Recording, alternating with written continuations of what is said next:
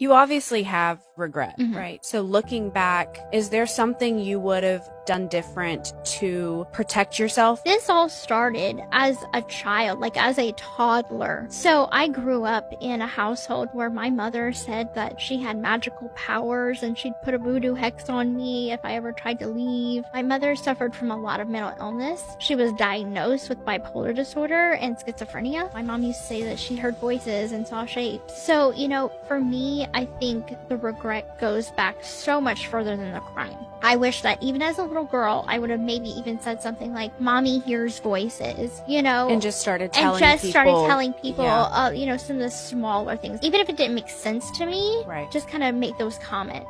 Why do you think you didn't? Because my mother, she isolated us from our family. In my younger years, it was easier. But the older that I got, the worse she got. And the smaller of a circle we had to reach out to. I mean, despite having the regret, are you able to give yourself that grace? Because, you were such a young child.